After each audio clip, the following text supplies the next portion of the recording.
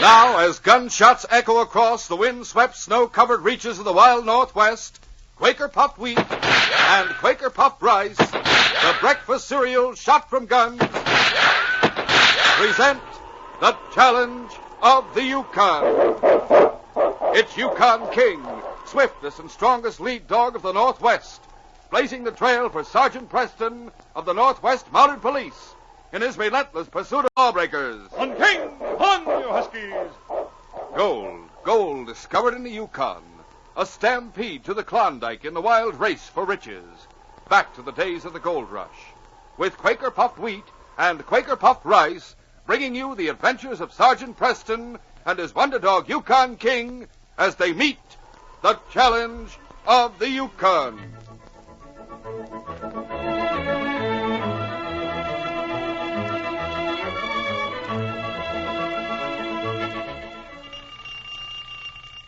When you get up in the morning, there's nothing like a breakfast you really go for. Like, for instance, delicious Quaker puffed wheat or Quaker puffed rice with milk or cream and fruit.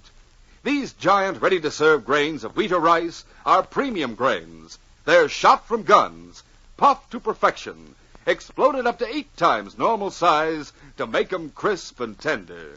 Shot through and through with swell nut-like flavor, too. Quaker puffed wheat or Quaker puffed rice is good for you. Makes an economical deluxe family breakfast. Served in a jiffy. Tomorrow morning, enjoy this breakfast treat.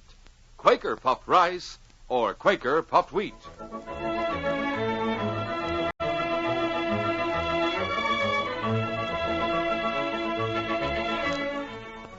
Summer had come to the Yukon. Sergeant Preston of the Northwest Mounted Police reined to a halt before the headquarters building in Dawson. Oh, there. Oh, now. Easy. With Sergeant Preston was the great dog King, who stood waiting as his master dismounted. Come on, King. We'll find out why the inspector sent for us.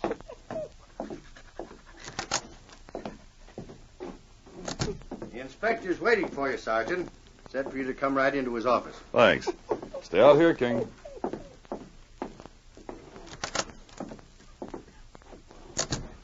Good afternoon, Sergeant. Glad to see you. Hello, Inspector. I understand you want to see me. Yes, I do. Sit down, Sergeant. Thank you. Sergeant, there's trouble up at 40 Mile. Huh? Constable up there asked to have you and King come up there as soon as possible. Yes, sir. We'll start right away. What happened up there, do you know? Frankly, I don't, Sergeant. Message I received by Eskimo Runner from the constable just said there was trouble.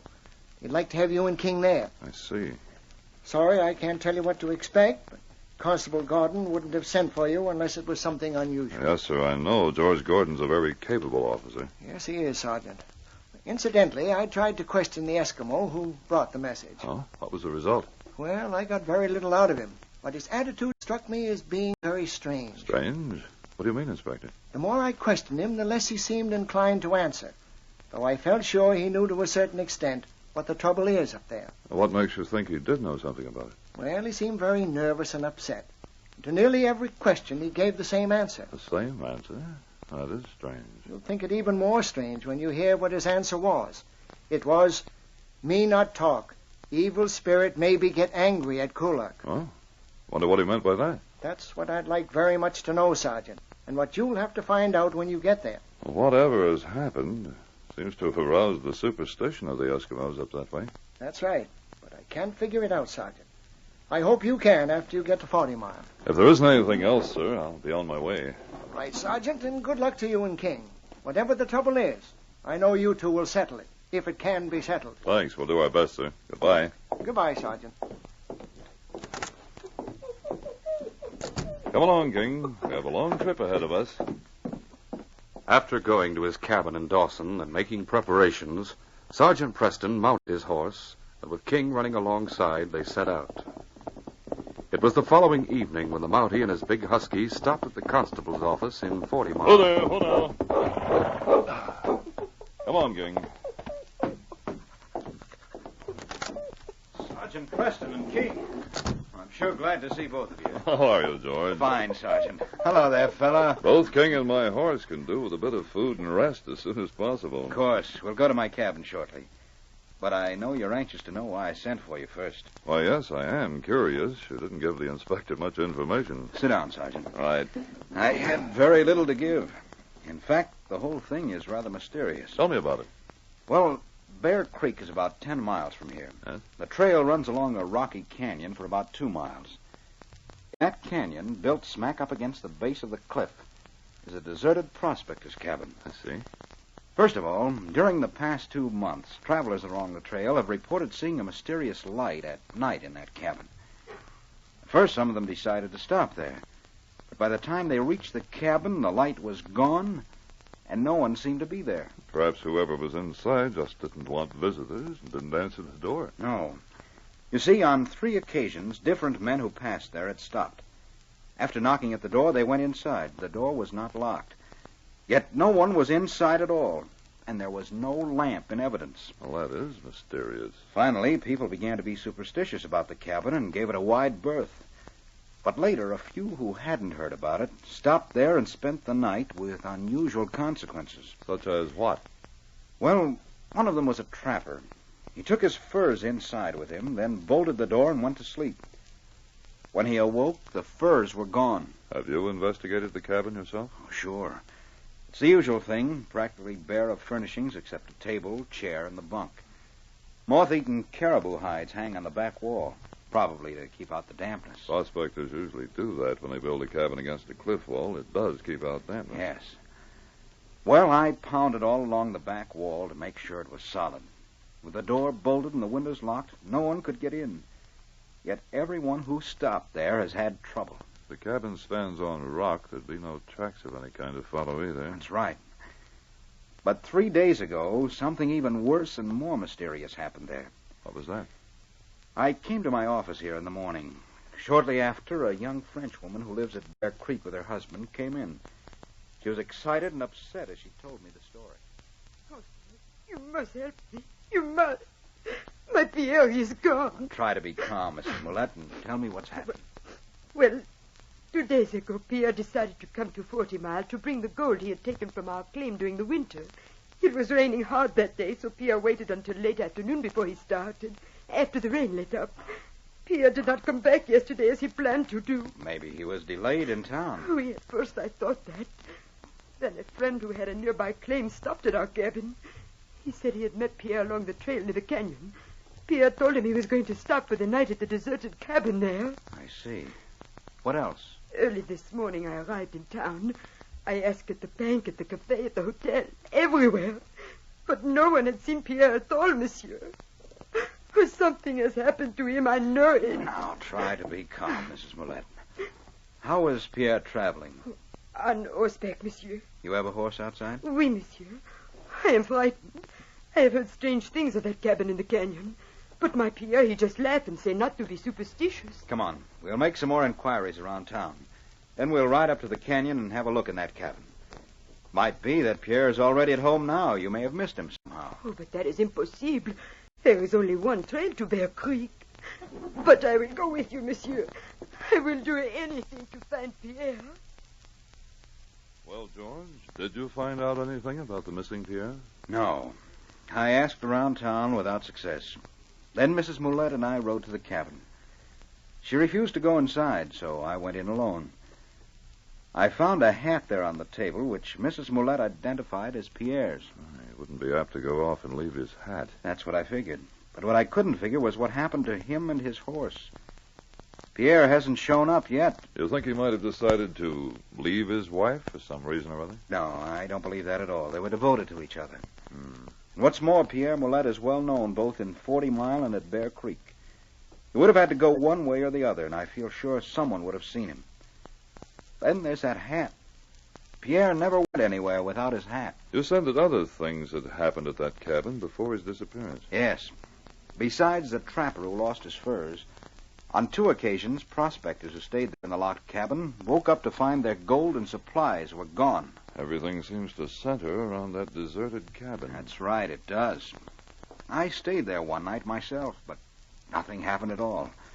I sat up all night watching and listening. Come on, George. I'll give King and my horse some food, and then we'll ride to Bear Creek and talk to Mrs. Millette. After that, we'll visit that mysterious cabin. About 3 hours later, Sergeant Preston, with King and George Gordon, arrived at Marie Moulette's cabin. The two Mounties drew rein and dismounted. Both of them, now. Come on, King.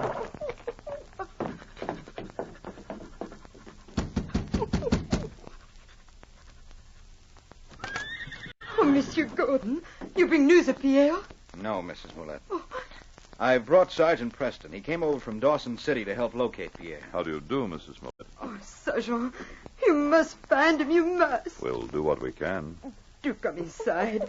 Oh, that big dog, will he? King won't hurt you. I'll need his help in finding your husband. Then bring him in, too. Thank you. Come on, King.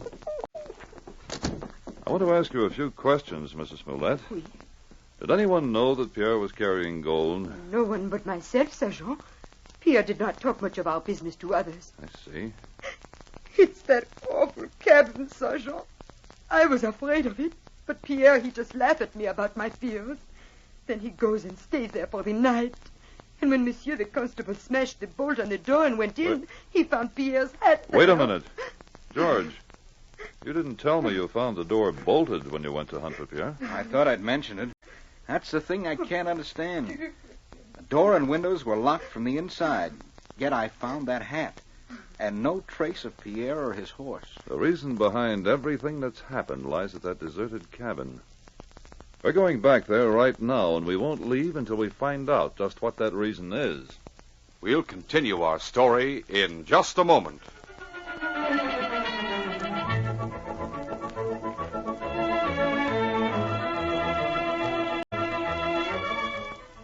Shot from guns. These three famous words mean a breakfast treat all ready to eat. The original, the one and only, Quaker puffed rice or Quaker puffed wheat. Yes, these are giant-sized grains. I said giant-sized. And they actually are shot from guns to make 'em crisp and tender. Quaker puffed rice and Quaker puffed wheat are exploded up to 8 times normal size. That makes 'em bigger and better tasting. Yes, they're shot through and through with keen nut-like flavor, too. They're a thrifty deluxe breakfast treat that's easy to fix as falling off a log. Just pour out a bowlful and add some fruit and milk or cream. Talk about good. More important, long hours at school and play call for a hearty breakfast. And Quaker puffed wheat and Quaker puffed rice furnish added food values of restored natural grain amounts of vitamin B1, niacin, and iron. So how about it? You'll be getting off to a flying start when you eat Quaker puffed wheat or Quaker puffed rice. And to get the original, crisp, fresh wheat or rice shot from guns, always buy the big red and blue package with the smiling Quaker man on the front. Quaker puffed wheat and Quaker puffed rice are never sold in bags or bulk.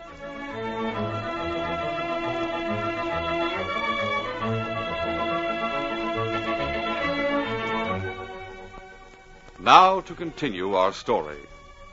Sergeant Preston and King had gone to Marie Moulette's cabin at Bear Creek with Constable Gordon.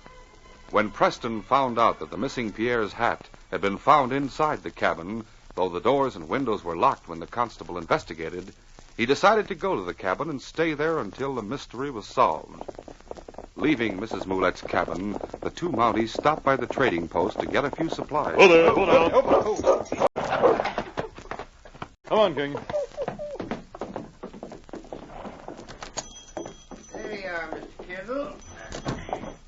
Anything else for you? No, that's all.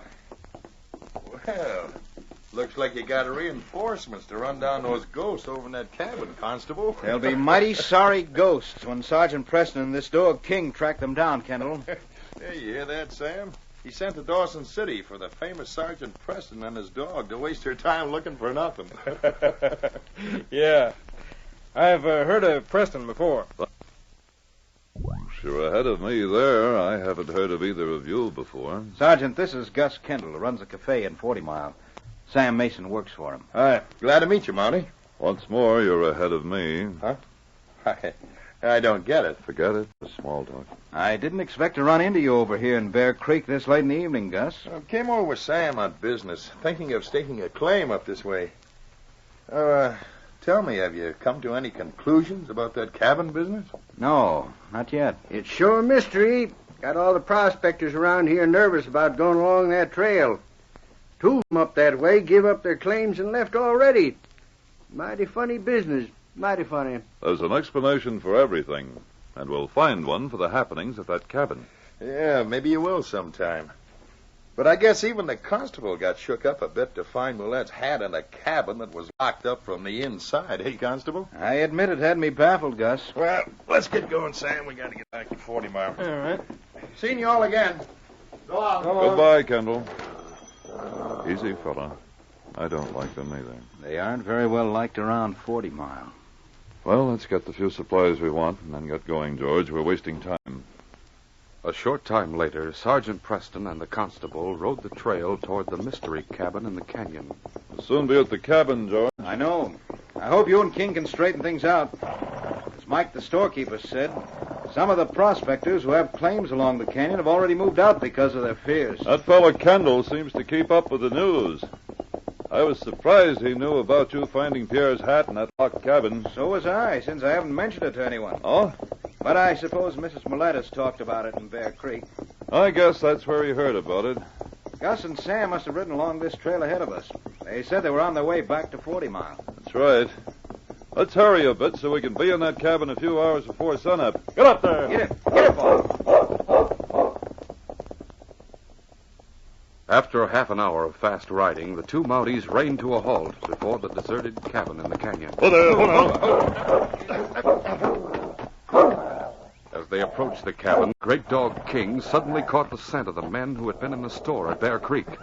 He sniffed the ground, barking and growling, then went to the door of the cabin and whined as Preston stood a moment watching. What's King acting like that for, Sergeant? I have the feeling he's picked up Kendall's scent. They must have stopped here and dismounted. Let's look inside. Let's go in, George. King's sniffing all around the cabin. I wonder if those 2 did stop here. I'm inclined to say they did. But I can't figure out why they stayed so short a time unless they stopped just for curiosity. That could be. What? I just thought of something, George. Would you be willing to stay here alone till I get back? Sure, I've stayed here alone before. But where are you going? I'm going to ride back to Bear Creek. Won't take too long. All right. On, King. Why, look here, George. What is it? The bolt on this door. Didn't you say you broke in here when you came to find Pierre? Yes, I did. The bolt's been fixed. Yes. Well, we'll go along now. Bolt the door after we leave. I'll knock when I get back. Let's go, King. Easy, fella. Steady now. Get up there. As Sergeant Preston rode along the trail toward Bear Creek after leaving the constable in the mysterious cabin, the thought that had come into his mind was still uppermost. Maybe I have a crazy idea. But it's my one chance to get a line on what happens at the cabin. I should have thought of it at the time when Kendall made that remark in the store. Maybe you will sometime. But I guess even the constable got shook up a bit to find Moulette's hat in a cabin that was locked up from the inside, eh, Constable? George says he didn't mention that hat. I'll find out what Mrs. Moulette has to say. Get up, fella. Come on, King. Upon his arrival in Bear Creek, Sergeant Preston went to the cabin of Mrs. Moulette and pulled rein. Oh there, oh now. Wait here, King.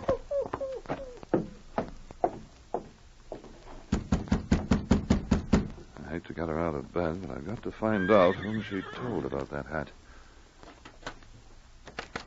Sergeant Preston, you bring news already? No, Mrs. Moulette. I came back to ask you a very important question. Oui. Your answer may give me a clue to the whole situation. But of course. What is the question, Sergeant? Now think carefully. Did you at any time mention that the constable found Pierre's hat locked in the cabin up the canyon? But no, Sergeant, I did not. I have spoke to no one about it. That is the truth. I see. That's all I want to know. I think I have an idea of what...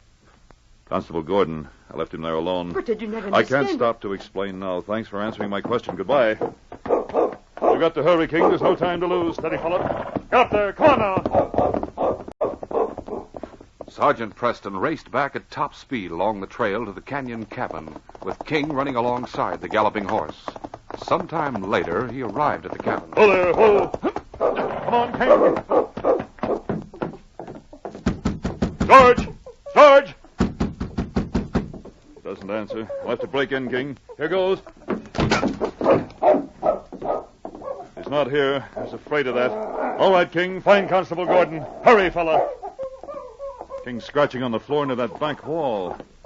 Those old caribou hides on the wall. I'll pull them down. That log wall. Let's see. At first glance, the rear log wall looked natural. Then Sergeant Preston noticed that unlike most cabins, short logs had been placed end to end to form the back wall instead of the usual single long logs. He noticed, too, that the logs were pieced together in the center of the wall, so that their ends formed a straight line from the floor almost to the ceiling. Above that, the uniformity didn't exist. He placed his hand against the crack a moment. A slight draft coming through. That means an opening behind that wall. This must be some sort of a doorway if I can find out how to make it open. Pushing on one log after another, Sergeant Preston looked for the hidden means of making the logs move. I know I'm right. It's the only explanation. While Sergeant Preston worked patiently on the logs, King sniffed along the base of the log wall. Suddenly, he grew excited as he sniffed at a knot on one of the logs. He found that the scent of the man Kendall, whom he had disliked in the store, was very strong at that point, and he tried to tell his master. What is it, King? What is it, fella? Let's have a look. Oh, that knot. I wonder. Reaching down, Preston pushed. That did it. You found the way to open the door, and there is an opening behind it into the cliff, a cave. Easy, King. Easy, boy. Sergeant Preston stood a moment waiting and looking into the cave opening. He saw a glimmer of light some distance back, but so far no one had seemingly noticed that he had found the cave entrance. Taking his gun in his hand, he started forward with King at his side.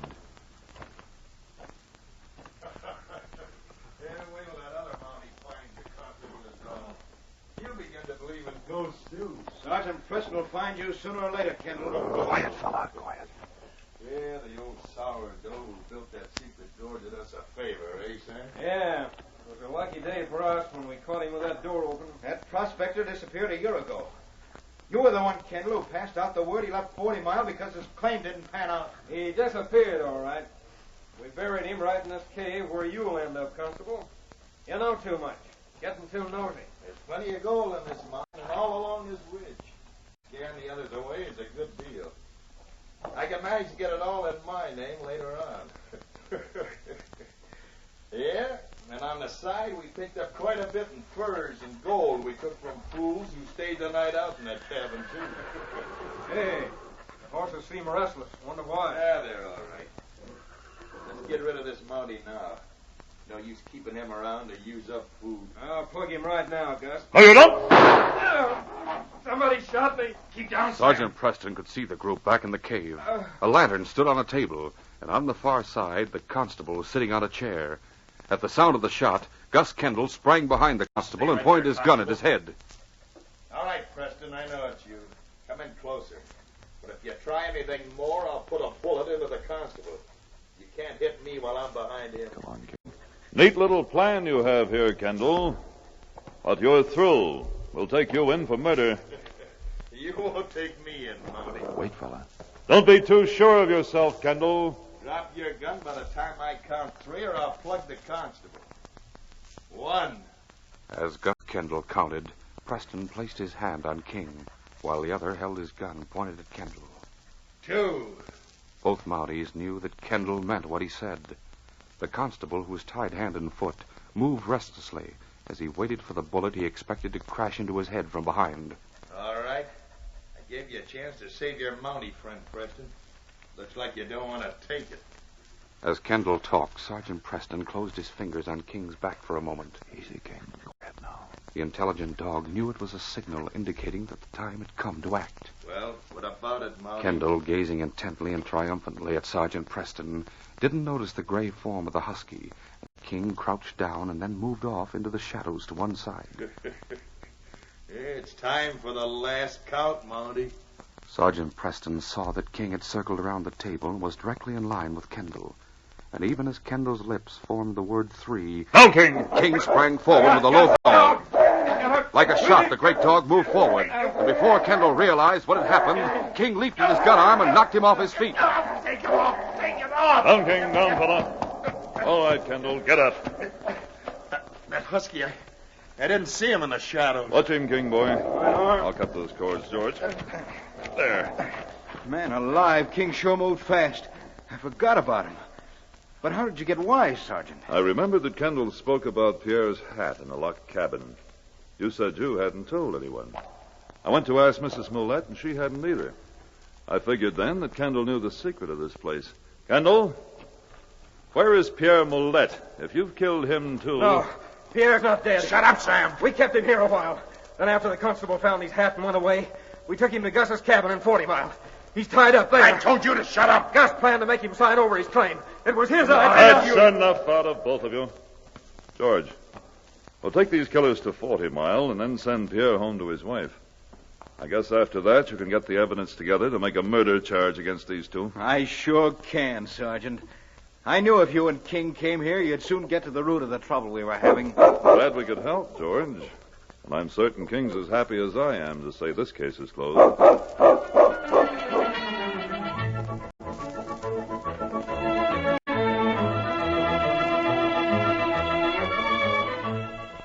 In just a moment, Sergeant Preston will give you a preview of Monday's adventure. Fellas and girls, don't miss out on all the fun. Build the new Quaker model farm. Yes, get 46 detailed scale models of farm buildings, farm animals, and farm equipment. These exciting models are yours at no extra cost. You get them on packages of Quaker puffed wheat and Quaker puffed rice. There are 8 different packages in all, and you get as many as 6 models to a single package. Models like farmhouse itself, big red barn with sliding door, tractor, Shetland pony, and many, many others. Just remember, you get these exciting models at no extra cost on packages of swell-tasting Quaker puffed wheat and Quaker puffed rice, the breakfast cereals shot from guns. These radio dramas, a feature of the Challenge of the Yukon Incorporated, are created and produced by George W. Trendle, directed by Fred Flowerday, and supervised by Charles D. Livingston. The part of Sergeant Preston is played by Paul Sutton. They are brought to you every Monday, Wednesday, and Friday at this same time by Quaker puffed wheat and Quaker puffed rice, the breakfast cereal shot from guns. Listen Monday when Sergeant Preston and Yukon King meet the challenge of the Yukon in the case of the luck of the Newtons. When Ben Newton made a gold strike and left his wife and little son alone overnight in their cabin, he didn't expect anything unusual to happen. But it turned out to be a night of terror for them both, taking King and me into unlooked-for danger against a couple of tough killers. Be sure to hear this exciting adventure Monday.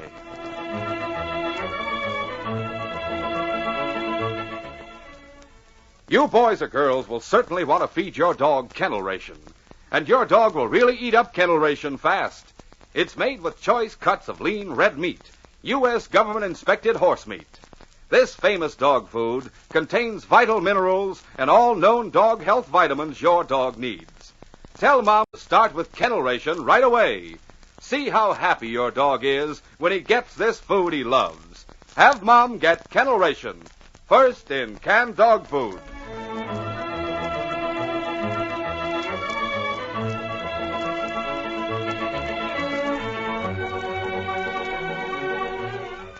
This is J. Michael wishing you goodbye, good luck, and good health from Quaker puffed wheat and Quaker puffed rice. So long. This is ABC, the American Broadcasting Company.